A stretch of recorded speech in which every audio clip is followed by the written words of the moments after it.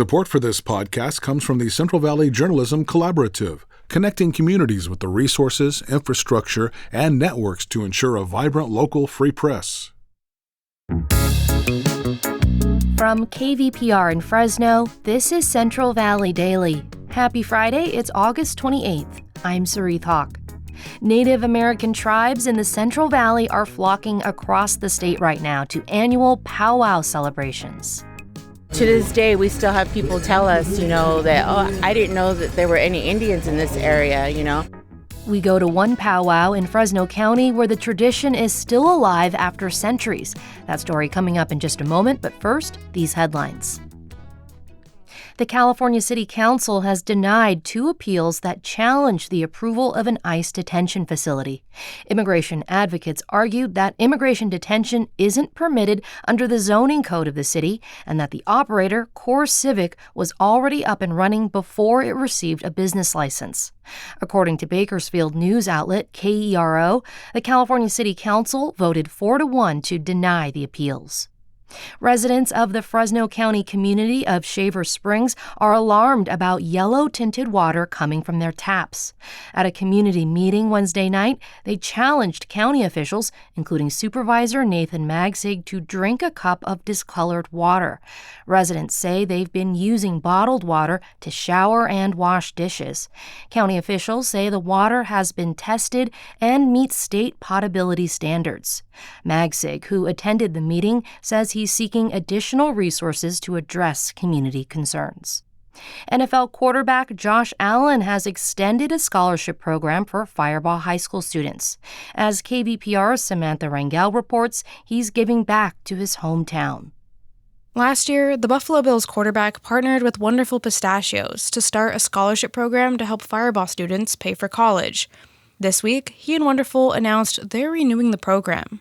Firebaugh Mayor Freddie Valdez says these funds are huge in encouraging students to pursue higher education. It's a small high school, rural high school, and getting funds and you compete with everyone else. So again, when you have funds that are dedicated for you in your city, it's amazing. So far, the Josh Allen Scholarship has provided around 40 first-generation students with up to $12,000. He does amazing work in bringing in funds to the city. And again, just his name and presence in the community has brought so many opportunities for youth. Student recipients told KVPR the funds would reduce student debt and help them earn degrees in subjects like marketing and architecture. With KVPR News, I'm Samantha Rangel. Police are searching for 5 people who have broken into the Kern County Jury Services building on multiple days. The first break-in happened 2 weeks ago, and there have been 2 more since. Bakersfield news outlet KGET reports electronics and other items were stolen from several offices. There is no indication any confidential information was accessed.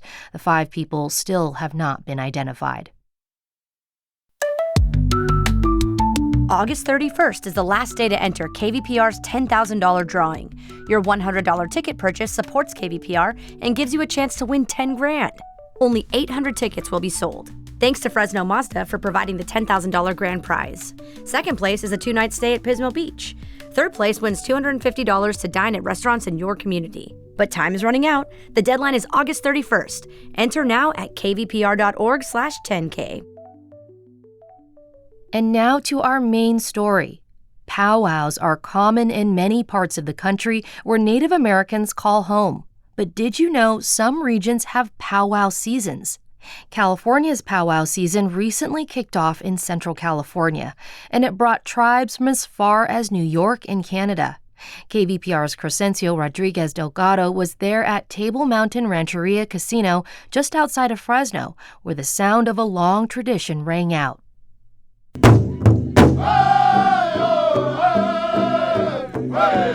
It's a Saturday evening, and a steady drum is beating as dozens of people representing many Native American tribes circle a large patch of grass. Small kids dance alongside adults, each in their own tribal colors and with their own rhythm. Dozens more watch intently from the sidelines. The grassy area is known as an arena. It's tucked into a golden hillside in eastern Fresno County. This is a social gathering known as a powwow.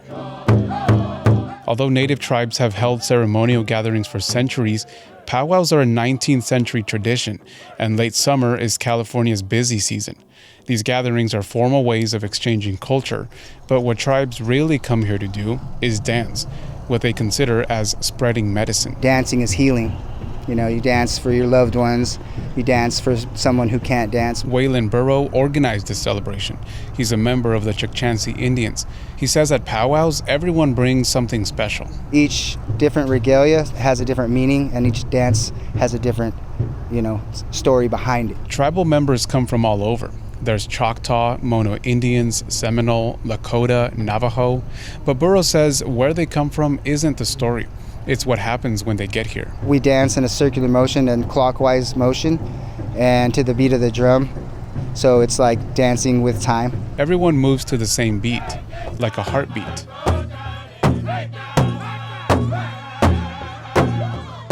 Twirling in the arena is Murphy Bear McLeod.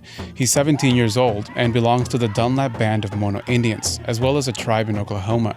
He's wearing yellow and orange with 2 fans of feathers called bustles that look like fireworks on his back. The bustles used to be flat, not big, and they used to be like a lot smaller, but now they just got bigger because everyone wanted flare. He shares more with me after his dance, once he catches his breath. I do this powwow for a living. I've been dancing since I was real young, when I could walk, and it's just been sticking with me the whole life.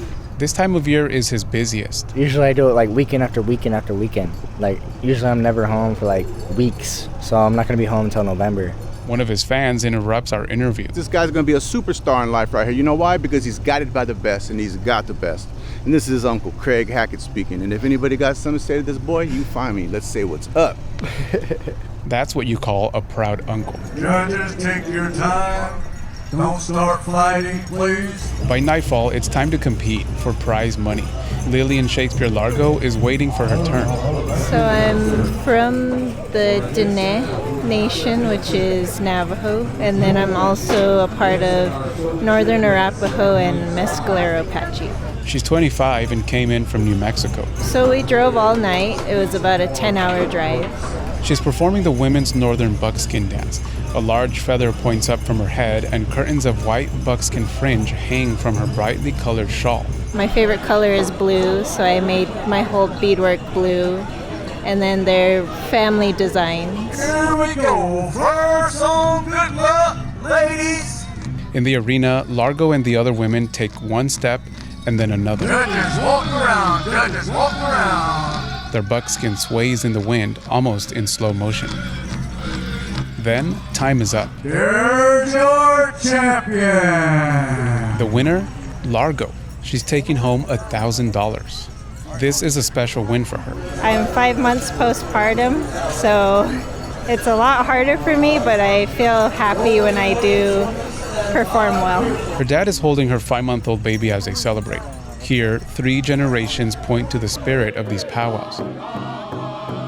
Tribal members don't just come to dance for themselves, but also for their ancestors and the next generation, who will one day learn to dance to their own beat. For KVPR News, I'm Cresencio Rodriguez Delgado. And Cresencio joins me now to talk more about this story. Hey, Cres. Hey, Soreath. So what exactly is the history of these powwows? How did they come about? Yeah, well, Native American tribes have been gathering together forever, as long as they've been in existence. What we hear today as a powwow over time has been something that has taken a more specific meaning. And it's what we see today, like this powwow I was at, where it's a concerted effort to come together from different places. It's very organized. There are dance competitions, and people bring merchandise and sell it, and people enjoy all kinds of different Native American food. Based on some of my research on this, the powwows as we know them today started originating in the late 19th century, first in the Great Plains area of the United States. There are, different interpretations, and the word powwow can derive from different words. But one definition that I found interesting was that it derives from the word powwow, which, sounds the same, but it's spelled differently. And basically that word means medicine man. And in the piece, we heard about how dancing can be seen as healing. So now a lot of Native Americans treat these celebrations as moments of healing. Wow, and such beautiful sounds that you were able to capture at the powwow in Fresno County. You say in your piece that this is powwow season. What does that look like in this area? Yeah, I found that interesting. So I think the first thing to know is that powwows happen all year long, but there are specific times in the year when people move around and they visit different places across the country. Typically from spring to early fall, and even late fall is when powwows are more visible. What I learned visiting this powwow in Fresno County is that this one actually kicks off a local season here in the state. From here, people are going off to different ones every weekend. They are following what is known as the California Trail. And that's how many of these Native American tribes will live their days in the coming weeks and months, just visiting different powwow celebrations across the state. Some of them are going to return back to their states, across the western U.S., but a lot of them will continue to follow powwows in California. And some of these events run all the way to November when we recognize Native American Heritage Month. Wow, such great connection among all the tribes and in the state.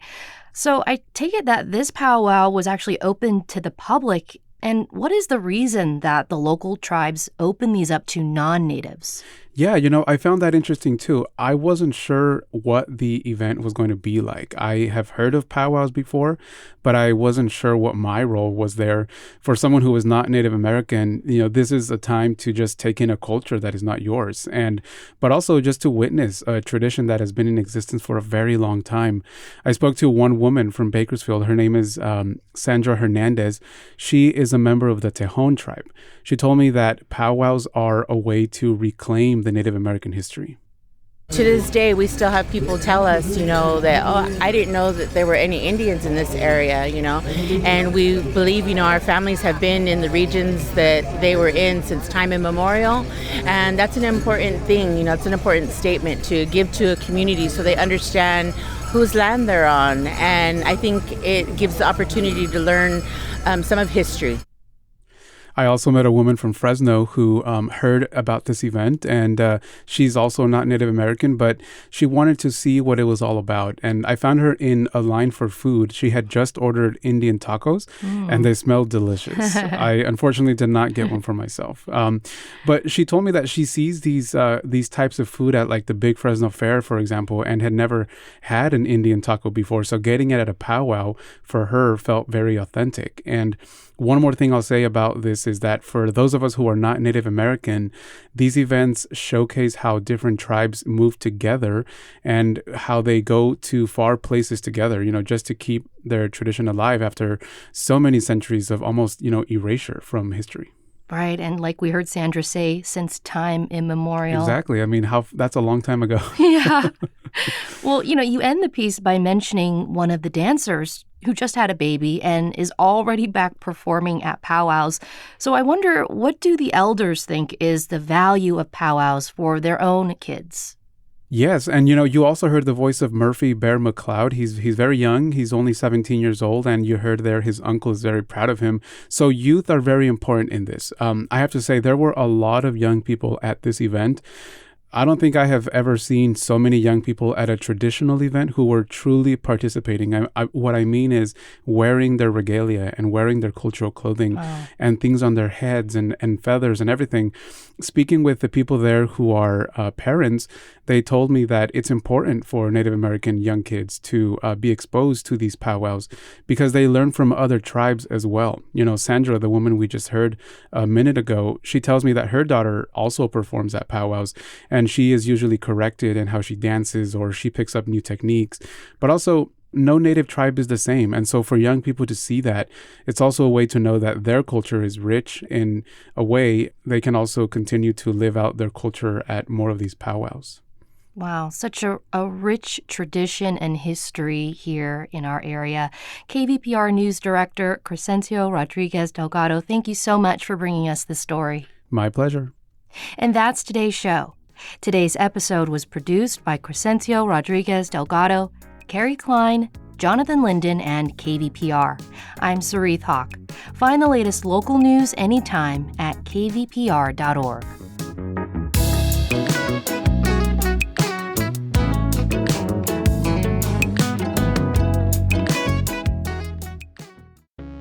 The fatal shooting of a teenager at a protest in Seattle has gone unsolved for 6 years. This is open in your face. How are there no answers? Our investigation has uncovered new evidence and witnesses who say they've never talked to police. Did police ever call you? Not once. Listen to We Keep Us Safe, a new true crime series on the Embedded podcast from NPR.